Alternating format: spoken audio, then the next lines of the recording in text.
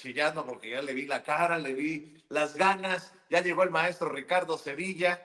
En unos minutos también se va a enlazar el maestro Juan Carlos Monedero. El maestro Ricardo Sevilla, periodista de larga trayectoria, columnista, escritor, fundador y conductor de su espacio en YouTube, Los Datos, en YouTube, Los Datos Duros, también Los Datos Duros en Twitter, ahora X, por eso es el terror de la fachiza, y orgullosamente miembro de esta familia sin censura. Si alguien sabe de libros aquí, en la familia sin censura, es el maestro Ricardo Sevilla. Mi querido Ricardo, ¿cómo estás? Estoy muy bien, mi querido Vicente, público memorioso, muchísimas gracias como siempre por tus diferentes palabras. Estaba yo escuchando con muchísima atención la intervención de nuestro querido amigo Julián Macías, y bueno, tiene toda la razón, esta conquista de la que hemos hablado, conquista espiritual, el exterminio, ahí se da también en el caso de España. No solamente es hacia afuera, sino también es hacia adentro. Yo recuerdo perfectamente los episodios históricos tan lacerantes allá en España, en las Españas, le digo ya con el tema de la Gran Redada ya en 1749, cuando buscan precisamente la extinción cultural de los gitanos. Hay que acordarse de eso, es represión franquista tras la guerra civil, este intento sistemático de tratar de exterminar culturalmente, de encarcelar a los gitanos para, decían ellos, estos locochones, para prevenir su reproducción. Entonces está esa parte también, es hacia adentro y hacia afuera, pues la conquista espiritual, el exterminio de los pueblos indígenas aquí en América Latina, de la que hemos hablado con bastante hondura, diría yo, porque hay una combinación brutal de violencia, de enfermedades. Ahí cuando inicia 1492, estos aventureros, les dicen los padres, algunos imbéciles, no, unos aventureros, unos conquistadores que impusieron un sistema de encomiendas. Ese es un tema muy interesante, porque estas encomiendas, Vicente, resultaron en realidad una mascarada. Eran la explotación, el abuso masivo, atrocidades, todo está documentado. No solamente son las matanzas acá en la Gran Tenochtitlán, se fueron hacia Puebla, se fueron hacia Veracruz, hacia muchos lugares. Hay estimaciones terriblemente escalofriantes. 90% de la población indígena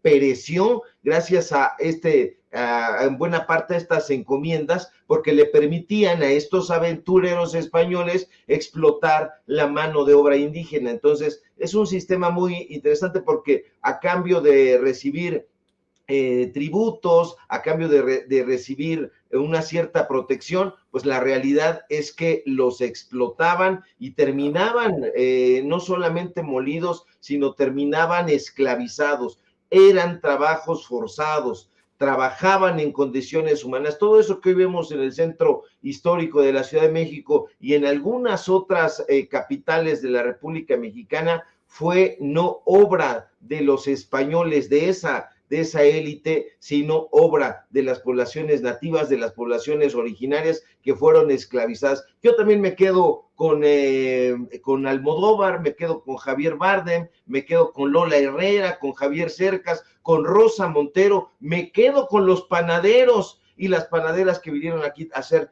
cosas tan importantes a esta bella nación. Estoy muy bien, mi querido Vicente, muchas gracias. Ya me aventé un rollazo. No, pues, a mí me parece fascinante cuando te sueltas la greña así. Bueno, es un decir. Pues. Oye, mi querido Ricardo, los que no pueden son los que están en contra de la tómbola. Yo creo que soñaron con la tómbola así de... O soñaban con los muchachitos estos de la Lotería Nacional, porque el presidente del Senado, Gerardo Fernández Noroña, hizo una referencia graciosa, ¿no? De aquí, de esta tómbola del Senado a la Lotería Nacional. ¿Cómo les ha dolido, querido Ricardo?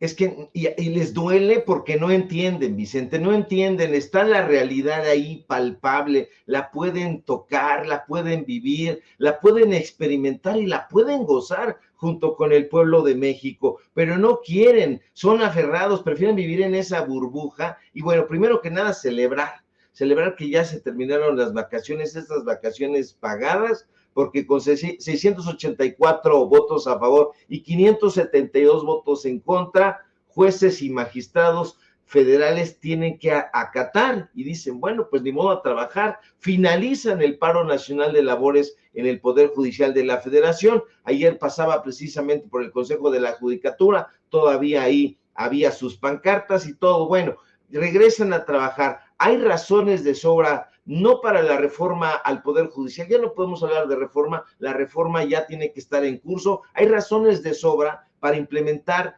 lo que ya está en la Constitución, una Constitución que ordena que se vote democráticamente por jueces y magistrados, pero ellos siguen haciendo de las suyas porque dan elementos para decir tenían razón en impulsar esto que ya es constitucional. Siguen haciendo sus sabadazos. El viernes un juez allá en Morelos libera a Vanessa Linet. Acuérdese usted, esta persona que estuvo vinculada al caso de homicidio en la Plaza Arts, aquí en Ciudad de México, ahí en el Pedregal, y bueno, pues simple y sencillamente los dejan salir. Casos como ese solamente vuelven a refrendar que se necesita limpiar, pero ya no solamente con FAB, creo que ya ni existe el FAB, es una expresión ochentera, pero se necesita limpiar concienzudamente ese poder que es absolutamente perjudicial. Ahora, este asunto de la tómbola, muy relevante subrayarlo. El sábado el Senado de la República lleva a cabo este ejercicio donde hay una tómbola, pero es para seleccionar las vacantes del Poder Judicial de la Federación. Es para eso. No como están diciendo los derechosos, evidentemente, primero, sin comprender, y en segundo, su objetivo de siempre desinformar. Ahora ya están criticando en este momento en las redes sociales, especialmente ahí en X, que el gobierno de México ya salió a defender el proceso, este proceso donde hay una tómbola. Bueno, se tiene que defender porque el proceso es una tómbola para saber qué cargos van a estar sujetos a elección el próximo año, el 2025. Eso es muy importante, se tiene que realizar. No se estaban seleccionando a los jueces, eso es una tontería, ni a los magistrados, nada de eso. El Poder Judicial, Vicente, forma parte también del Supremo Poder de la Unión. Eso hay que decirlo. Estaba yo leyendo una columna, la columna de la ex fiscal de la Ciudad de México, de Ernestina Godoy, estaba leyendo hoy en la mañana, y pues a mí me parece muy interesante, léala, no nos dan chayo ni nada, pero está muy interesante, porque forma parte, efectivamente, como apunta ahí Ernestina, del Supremo Poder de la Unión. ¿Qué quiere decir esto? Que el Poder Judicial se supone que en teoría debería reflejar la soberanía del pueblo, no de una élite. Deberían estar, por tal motivo, alineados a los principios democráticos. Su función, en teoría, insisto, porque lamentablemente no está en la práctica, sería de controlar la constitucionalidad de los actos de otros poderes. Eso implica que tienen que tener sí o sí un fundamento democrático sólido, de yunque. Si no lo poseen, pues entonces se da cabida a esto que han venido haciendo, permitir que una minoría obstaculice las decisiones legítimas tomadas por representantes que tienen que ser elegidos democráticamente. Ellos no quieren ser renovados democráticamente, ya declinaron ahí un puñado de estos personajes, pues por supuesto, porque ellos no quieren formar parte de las decisiones del pueblo de México, no se quieren someter a la voluntad popular, y si se necesitan poderes independientes, pues tienen que irse al asunto democrático, tienen que ser baluartes, pero ellos evidentemente no quieren. ¿Por qué? Porque han visto el Poder Judicial como un botín. No le voy a hacer la lista cansina de todas esas atrocidades que están haciendo, pero son históricas. Así es, y que sigan chillando, mi querido Ricardo. En México manda el pueblo y el pueblo decidirá a jueces, magistrados y ministros. Le duela a quien le duela, le pese a quien le pese. Oye, Ricardo, le voy a pedir al maestro Juan Carlos Monedero que nos haga gala de su generosidad para que nos espere, para que escuche también tu análisis de este tema, que va de la mano con mucho de lo que seguramente hablará también Juan Carlos Monedero desde Colombia, porque oye, lo que dijo hoy la presidenta, para cerrar, querido Ricardo, es espeluznante, ¿no?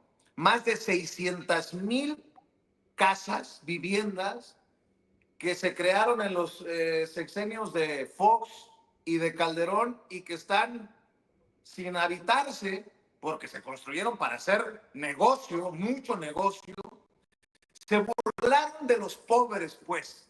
Y qué bueno que hoy presenta su plan de vivienda, porque de la mano irá seguir sacando a los pobres de ese grupo, ¿no? A más personas, a más mexicanos de la pobreza, mi querido Ricardo, para el punto final. El punto final, es muy importante este tema, qué bueno, coincido contigo que la doctora Claudia Sheinbaum presentó este plan de viviendas. El tema de las viviendas abandonadas es un tema completamente espeluznante y durante los sexenios de Vicente Fox y Felipe Calderón, estas desarrolladoras habitacionales pulularon y se hicieron millonarias, pero muchas viviendas fueron construidas, como la gente lo sabe, la gente de a pie, el pueblo, en zonas alejadas y sin la infraestructura adecuada. Ahí están, para ejemplo, varios estados, pondría énfasis en algunos, en Nayarit, en Coahuila, más de la mitad de las viviendas abandonadas están en procesos legales. Te digo, tiene que ver con el Poder Judicial también. Entonces, afectan a propietarios que adquirieron sus casas mediante créditos que daba antes también el Infonavit. Los residentes de los fraccionamientos abandonados enfrentan, hay que verlo, hay que pasearse por allá, un deterioro urbano significativo. Ahí están Huejotzingo, allá en Puebla, entre el 25 y el 30% de las casas están ocupadas, pero el resto están vandalizadas o están invadidas. ¿Y esto por qué? Por la falta de servicios básicos, drenaje, alumbrado, y ha llevado a abandonar a hogares, creando este ciclo de deterioro y descomposición social. Entonces es un impacto tremendo porque no solamente afecta en lo económico, sino también afecta en la seguridad. De hecho, las casas vacías, y la gente que nos ve y que nos escucha podrá dar fe de ello, se convierten en focos de delincuencia y vandalismo, y eso genera también una percepción negativa en las comunidades. El Infonavit aquí juega un papel crucial en la situación de las viviendas abandonadas, porque es el principal organismo de regular y de encargarse de otorgar estos créditos para la adquisición de viviendas. Durante los sexenios de Vicente Fox y de Felipe Calderón se promovió esta construcción masiva de viviendas, muchas de las cuales fueron financiadas por ese instituto. Estamos hablando de millones, alrededor de 650,000 viviendas que están oficialmente reconocidas como abandonadas. Entonces es muy, pero muy relevante que se presente, yo diría que hasta un reportaje a propósito de eso. Podríamos pasárselo ahí el tema a Radio Fórmula, Ciro Gómez Leiva, pero como sabemos que no le interesa este tipo de temas,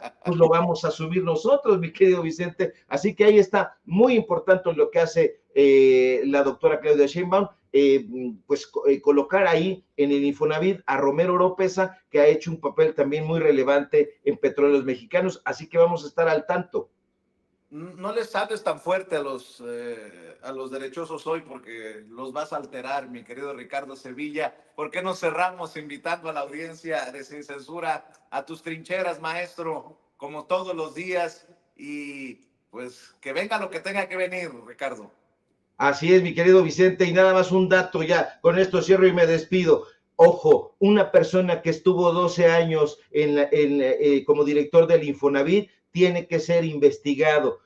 Fox colocó a Víctor Manuel Borra Setién ahí cuando entró, Felipe Calderón lo vuelve a colocar y se avienta el tipo, Víctor Manuel Borra Setién, se lo vuelvo a decir, 12 años prácticamente en el Infonavit, y Ricardo El Cerillo Anaya quería colocarlo ahí como su director de Infonavit. Así que vamos a estar dando la información a través de nuestras redes sociales, precisamente a través de X, @Sevilla Crítico. Síganos también a través de Facebook, Ricardo Sevilla, así nada más. Síganos en Paralelo 24, donde estamos haciendo este periodismo de investigación, y por supuesto aquí en La Familia Sin Censura, donde somos orgullosamente miembros. Te mando un fuerte abrazo, mi querido Vicente, a Juan Carlos Monedero y a toda la audiencia que nos ve y que nos escucha, y estamos pendientes a la información.